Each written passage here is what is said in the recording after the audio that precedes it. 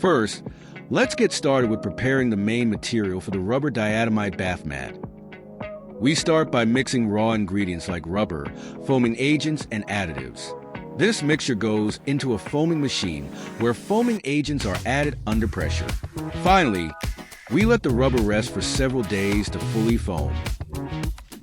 Once the foaming process is complete, the rubber is rolled into sheets or strips of the desired thickness using a rolling machine. Next, we trim the edges and check the thickness to ensure it meets our quality standards. To create a complete diatomite bath mat, the rubber is melted and fused with cloth fibers under high temperatures.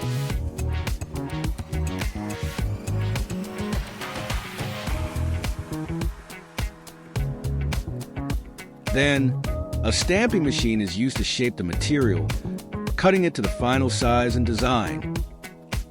For custom patterns, provide your custom design, and then it will print the design on thermal transfer at the factory.